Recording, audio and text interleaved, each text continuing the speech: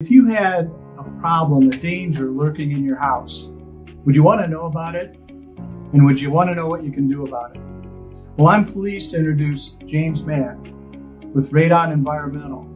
And I would say he's the leading expert for Northwestern Ohio in this subject. So looking forward to this interview.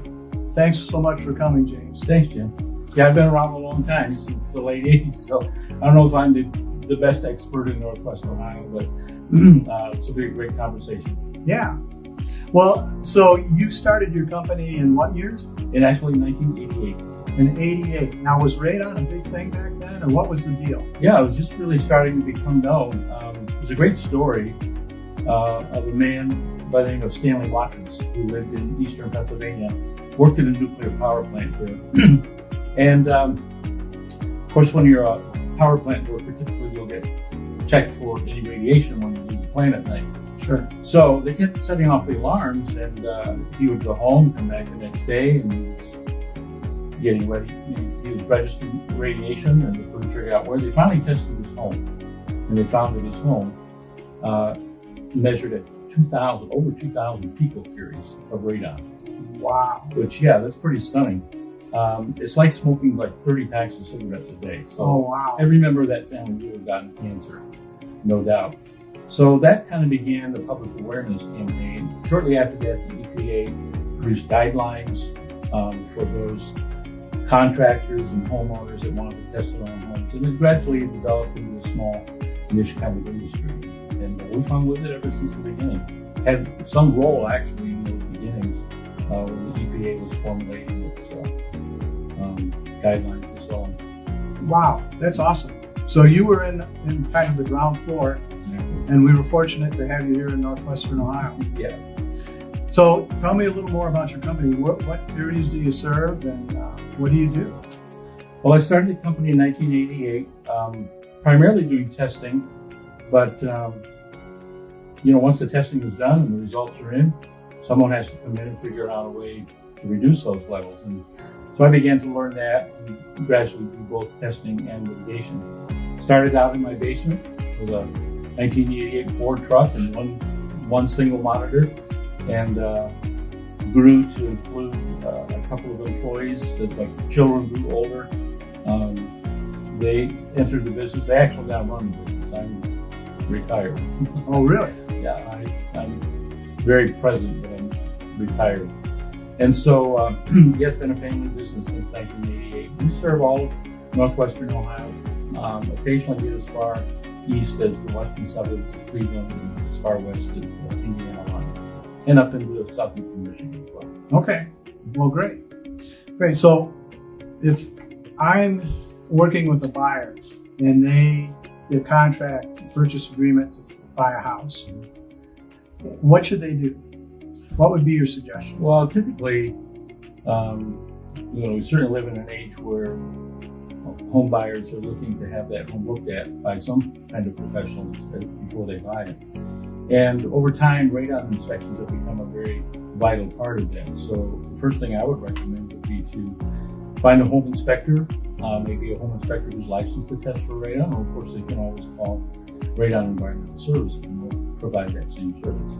That's called a screening test, and it's actually the very first time that a home has been tested for radon. And it's usually a 3-day test, so it easily falls within the inspection period. Okay. And then you mentioned thousands of picocuries. What is the threshold that we're usually shooting for? Yeah, that's a good question. The EPA's guideline is 4 picocuries. It may be a little arbitrary, but there's enough evidence, I think, over time that suggests that they can link lung cancer cells in the lungs with long-term exposure to those kind of levels. So we started there. The World Health Organization would like to see it at 2.7. I think Canada's a little bit higher than we are, so it kind of varies around the world. But 4 picocuries is the U.S. standard, and what we typically find here in Northwest Ohio would be levels that are above 4 and usually less than 20, but it's not unusual to see homes with 80, 90. I think we've even had 100 picocuries in a few homes around the area. Yeah. So you alluded to lung cancer a couple times. So I understand smoking is a big problem. And then this is what? Radon is... Yeah, smoking, number one cause of lung cancer. The number two cause of lung cancer, surprisingly, is exposure to radon. Wow. And if you're a smoker and living in a home with radon, there's actually a synergistic effect. So the chances of developing cancer are even greater than 1 plus 1.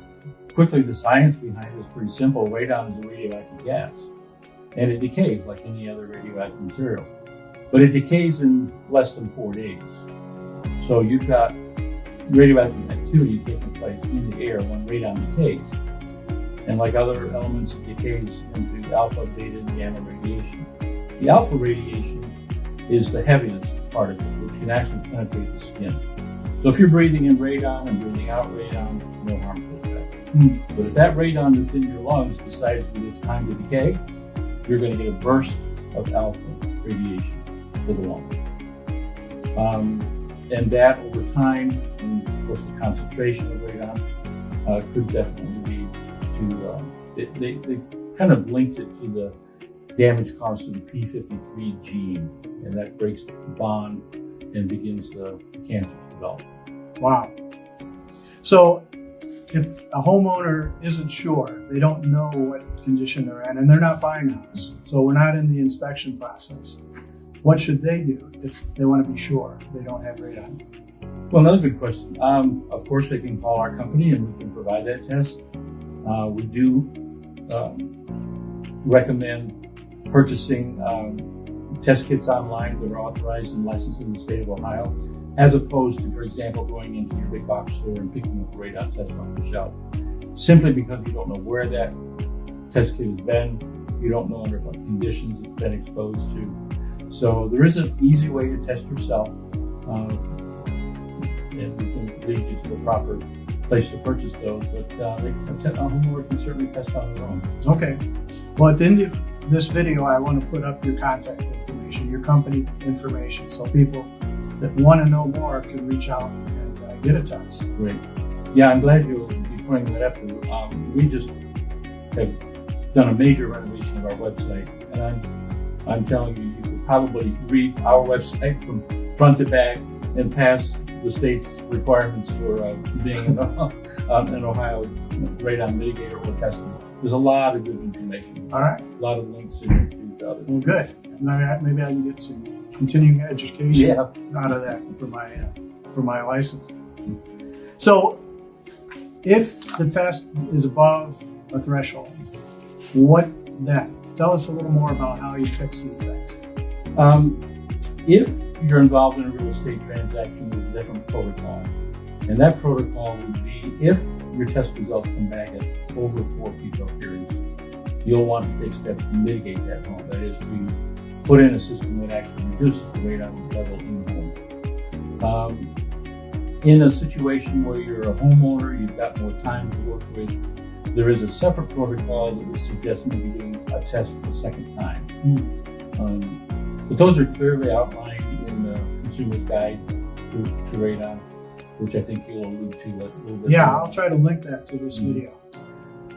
So that's the first step. And then if the decision is to fix it, then what? Tell us a little more about how you fix these things. Good. Well, radon is a gas, obviously, and it's in the soil, so it's obviously going to come into the home at the lowest levels of the house, typically a basement in our area. So radon will seep through cracks in the floor, openings from the basement, say for utilities going to the dirt. But the primary entry point is probably the sump pump. We live where basements are predominant, and in order to prevent flooding in our basements, we run tile systems around the foundation, which empty into the sump, and the water that comes in is pumped out. Yeah. But that's always open, so air can also move through that drain tile and into the house. So we seal that, seal any major cracks in the floor, and then we want to get suction underneath that basement floor so that we can catch the radon before it gets into the basement. The way we do that is by use of a pipe, 4-inch typically, that's inserted through the floor, and then we'll typically run up the wall into the outside of the house where a fan is attached. And that fan will run 24/7 and will literally vacuum the air out from under the basement floor before it ever gets into the house. Some have thought, well, I guess removing radon means you have to remove all the air in my basement.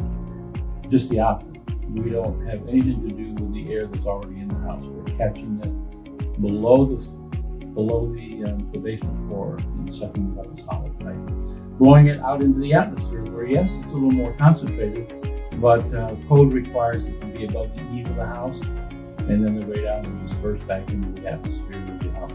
Okay. All right.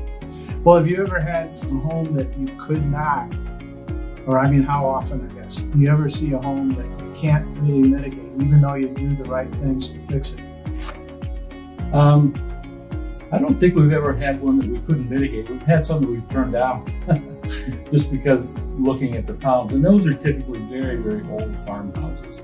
When you get into the mid-1800s, the late 1800s, even into the beginning of the 20th century, homes, particularly if they were basement homes, they just threw down a little layer of concrete, it was probably on top of clay or whatever was there. There was no preparation for moisture or water or anything to be drained away.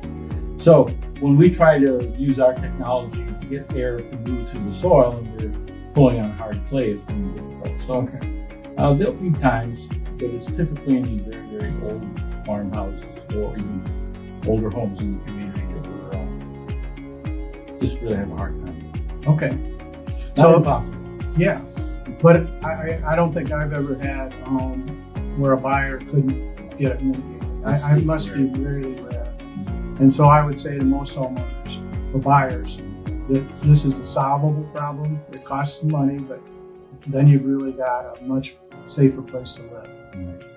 Yeah, we just completed a house in Fremont and applied some very unique techniques to actually cover the whole basement floor and walls with a heavy plastic and foam in order to seal out the radon. So there are various ways and things we can do, and we'll always try and tackle it unless it just seems impossible. Okay. Well, then let's say you do put in a system, and then what? I think there's a couple follow-up steps.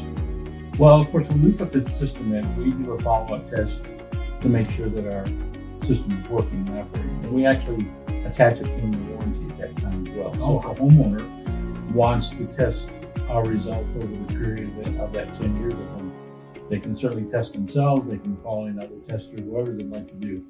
And as long as their fan is operating and nothing has changed, and the levels were to come back high, there would be no charge for us to figure out why what's going on, and there would be no cost.